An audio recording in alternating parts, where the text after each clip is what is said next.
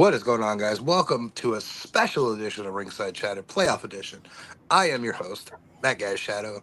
I am joined by the biggest Stars fan I know, and that is Jamey, and the man that's been chewing his nails for the better part of a week, Scalz. Dude, stress. It's fucking crazy. I mean, we didn't cover round one, but we're going to talk about round two, and let's start out with the Edmonton Oilers and Vancouver Canucks. That series is not over yet. I believe the Canucks lead 3-2. A chance to close out tomorrow night, but I think it's going to 7 because why the fuck not? But that series has been back and forth. I mean, the biggest thing in that series is that Vancouver hasn't had their goalie, and I think that's part of the reason as to why the series is as tight as it is. Mm-hmm. Yeah, missing Thatcher is a big hit to their crease. Well, I mean, you also got to give McJesus a chance, and the league's going to make that happen. Yeah, but I mean, he's very good, but you have to remember that there are other key players on Edmonton, and if they don't step up, then the team doesn't go. The team can't survive on the one player. You got guys like Janmark and Evander Kane stepping up. Evander Kane's played great in this series. So you can't say Evander Kane has stepped up. He's a great player. He's doing what he's supposed to do. I think stepped up. But he's stepping up when your star players aren't producing what they need to. I think you're in the ballpark there. Not step up, but he rose up to the occasion. Yes, because more like stepping up is for players that are not supposed to be as good as they are, and now they're doing what they do. Case in point of a guy that stepped up in that series, and even in the first round series, Zach Hyman. Mm-hmm. I mean, Hyman had a beast of a year this year. That is a step up player in the playoffs. Former Maple Leaf, former Marley, former Panther. They're used to losing, so. No. Everybody's on my ass lately. They're like, well, why aren't you cheering for Vancouver? Why aren't you cheering for Edmonton? I have family in Edmonton, and I get roasted all the time because my Leafs are out. But I don't want to cheer for either of them because everybody who follows hockey hates the Leafs. So why am I going to cheer for the Canadian teams that absolutely shit on us on a constant basis? Fuck both parties. So, being that you are from Canada, obviously you want your team to break the streak of no Canadian team winning the cup. Would you be happy if another team did it? Anybody but Edmonton or Montreal. I knew Montreal. I was waiting for you to say that one because I know that's the one that would be really hurtful and really hard to swallow. I can handle the Canucks winning the cup mainly because my new besties, the Bollywood boys. They're pretty cool guys to interact with on Twitter if you have a chance to. I don't care about the Flames, so they could win and that'd be fine. Edmonton, I went to when they went to the finals in 07, 06, depending how you look at it. I went to their Stanley Cup finals, and I was on board of that train. But I'm tired of them taking our players now and signing them and be like, they're basically the Edmonton Maple Leafs now. Winnipeg has a solid team. I could see them winning the cup in the next 5 years. If they don't, oh well, it's not the end of the world. Ottawa, they're nowhere near a cup, so I don't have to worry about them. And nobody wants to see Montreal win another cup. So, I mean, if Vancouver doesn't win it, they're just gonna riot anyway. So since we're on this topic of these two teams right now, my eldest son is a Canucks fan. Again, bounces back between Seattle and the Canucks, whatever. But the last time they were relevant was the year he was born. And that was 2011. 11? Yeah. Roberto Luongo led them to the Stanley Cup final. And who'd they lose to? The Boston Bruins. The Boston Bruins. speaking of the Boston no Bruins, one has to worry about them this year.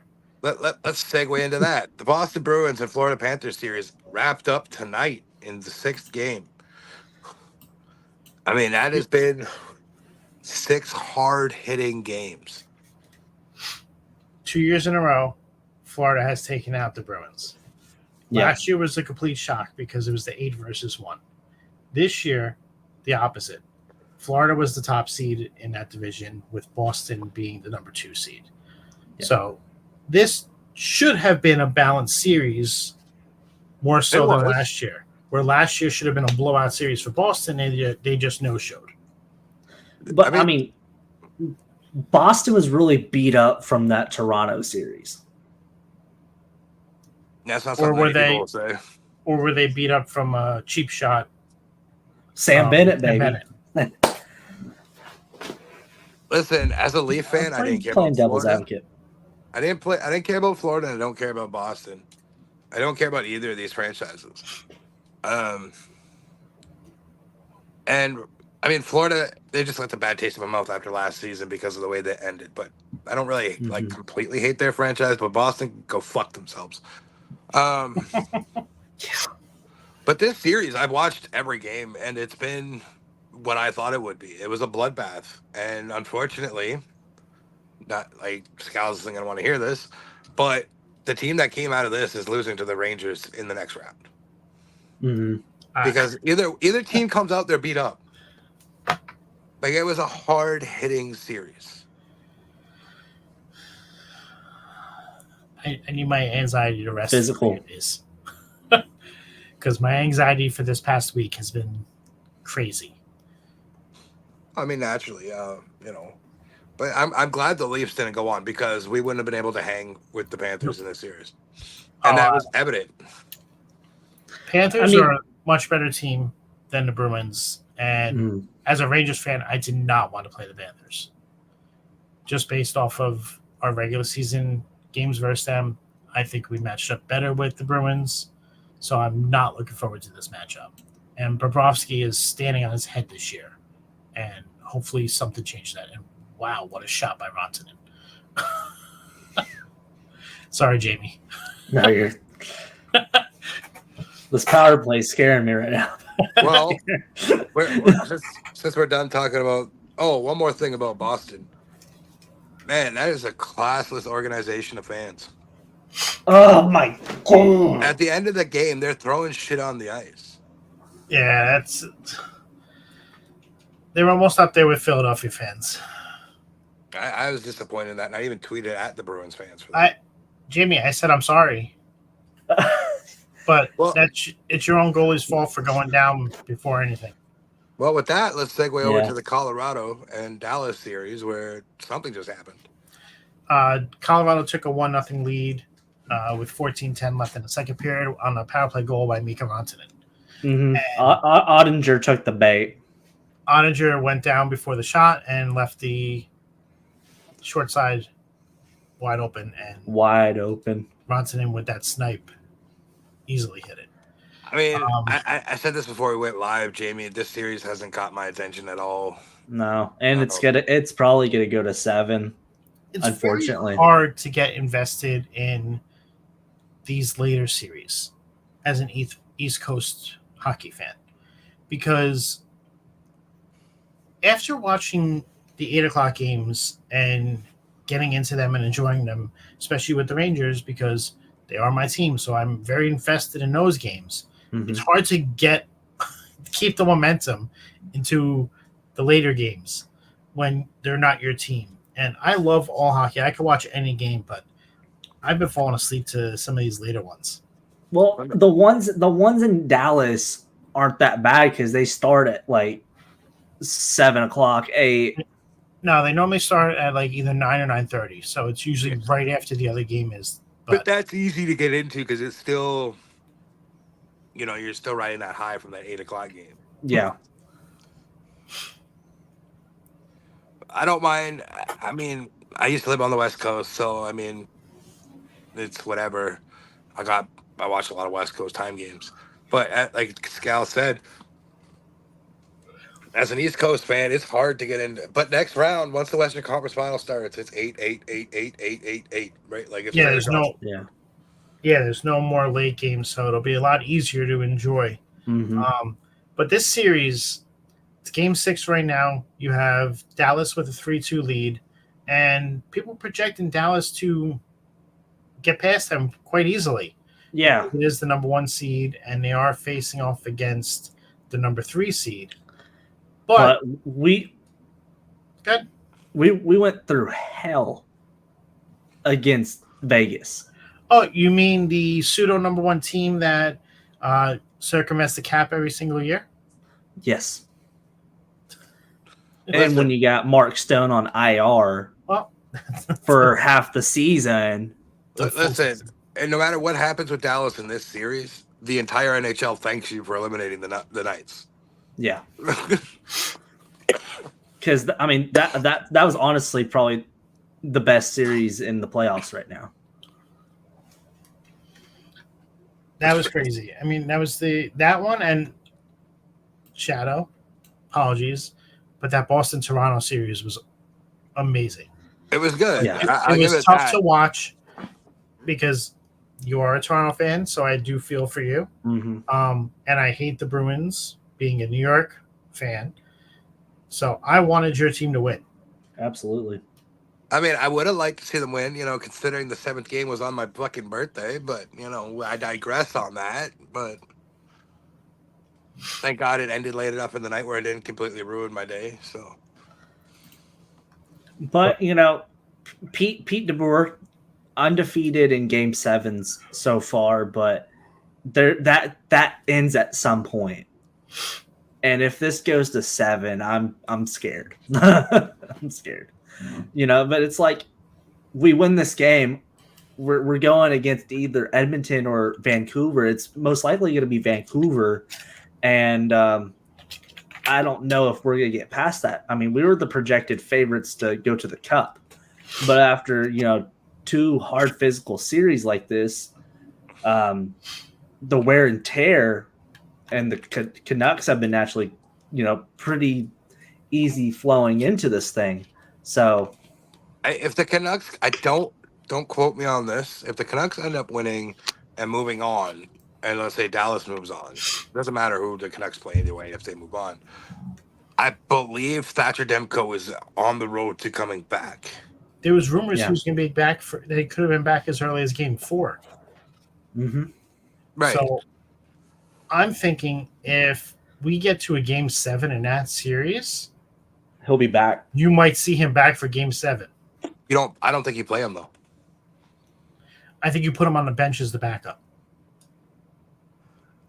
I think that's. To show for him for support, to show that this is what you're fighting for him to come back for us. You brought up Toronto-Boston series, okay? Toronto went down 3-1. We put up Wool in net. Suddenly it was 3-2. Or 3-3, excuse me. And then Wool gets hurt in Game 6. At the last second play, he fucked up his back because, which I don't know if the Leafs had Wool. I think the Leafs moved on. I think so too. But we're not going to go difference maker. He was the difference maker in that series.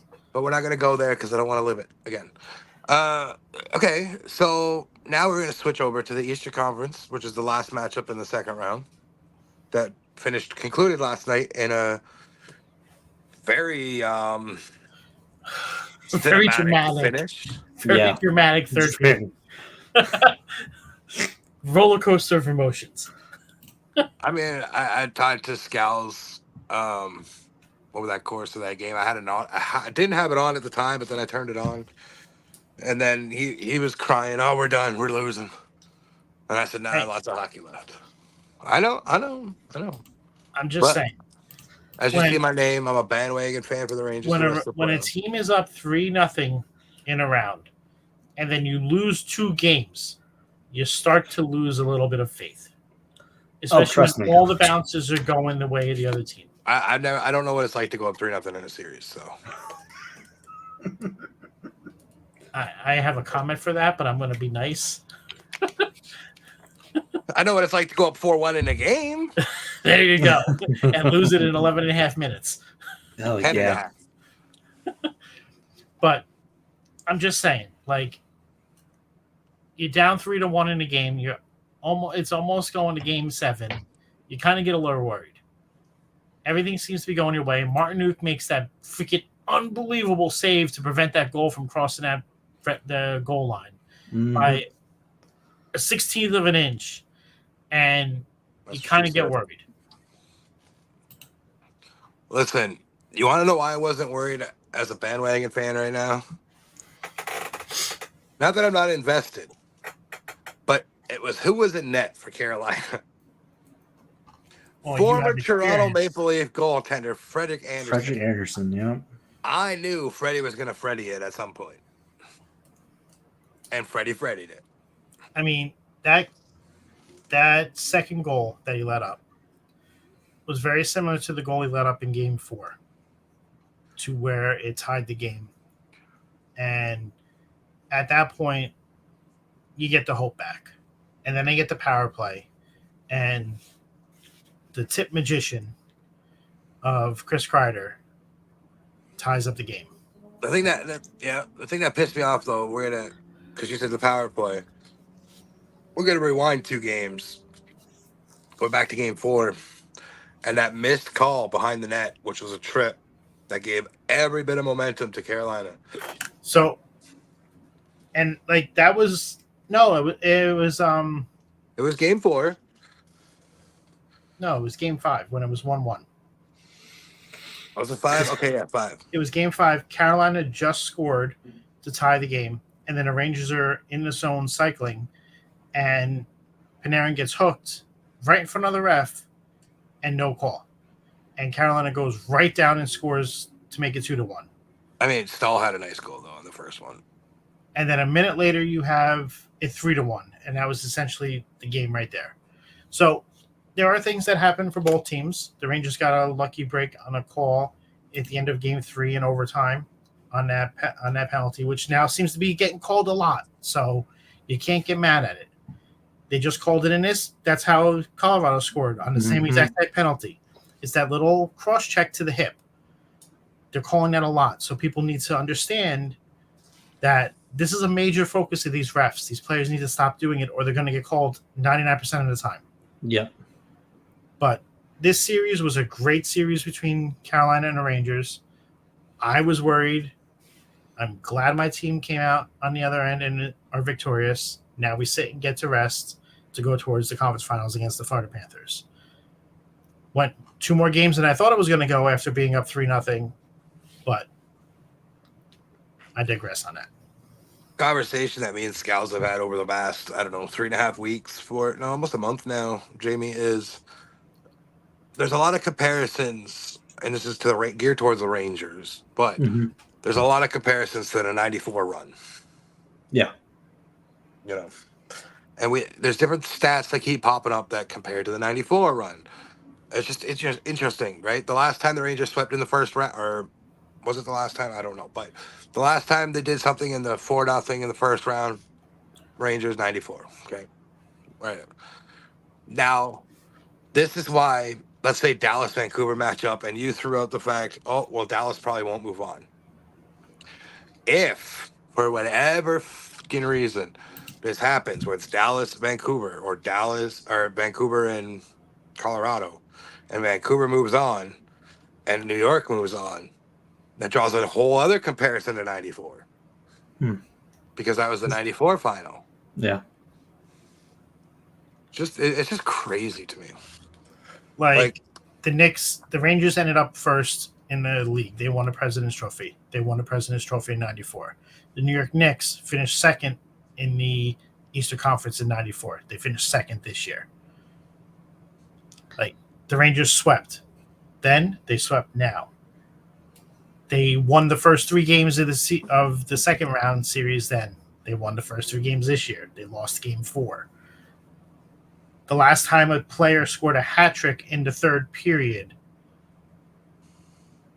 in one period was Gretzky in 2007, but before that, Messier 1994 against the Devils in his guaranteed game. That's the last time the Rangers came back from a game that they were down heading into the third period. So there's a lot of comparisons between the two seasons. It's kind of eerie. Yeah. That's where Scalz conspiracy superstition kicks in. I think I brought it up to Scalz. I don't think he even. I will admit, in regards to sports, I am very superstitious in regards to things. I mean, we talked about it tonight before FNR about goal sizes and the Knicks. Mm-hmm. So with power play, baby. When the Rangers were at 3-0 in this series, my coworker kept saying 16-0. The Rangers are going to go 16-0. I just kept telling him to shut the hell up. Yeah. Stop. You don't talk about it. It's like a no-hitter. You don't talk about it. Like, shut up. And he's getting into hockey. This is only really his second year watching. I'm teaching just like game, me. Really enjoying it. But he didn't know that no team has ever won more than the first 9 games in the playoffs. Yeah. And the only reason that it's only been done as the 9 games, because before that, the playoffs were only 8 games to win the cup. So it's a hard feat to do. And that's also why the Leafs have never won a third round series, because when they've won cups, it was only 2 rounds. Yeah. And that come on, Jamey, for them. Speaking of the Leafs, I could segue way over. Leafs made a huge announcement today. All right. I think we're going to get on out of here for the night, guys. All right. Where can we find probably you? a good idea. Jamey, where can we find you? You could find me on my socials at Jamey Rose X. You can find me on the X at Jamey Rose X, where me and your boy Shadow are just chatting and shooting it about hockey and other stuff that really doesn't even matter. You can find me on the network on Friday Night Review, just kind of whenever it fits in, like just whenever. And I guess here sometimes too, making the Rink Side Chatter debut. This is great. And I just want to thank you guys. Crazy. Jamie's about to go crazy. Here it comes. Here it comes.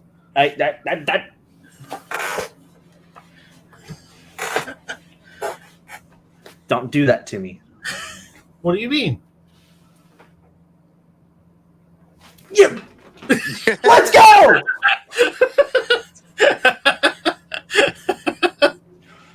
What do I mean? Well, while Jamey celebrates the Dallas Stars tying the game, you can find me on X causing shit with Bruins fans and every bit of fans that I possibly can. Other than that, I'm just here, man. I'm here for a good time, not a long time.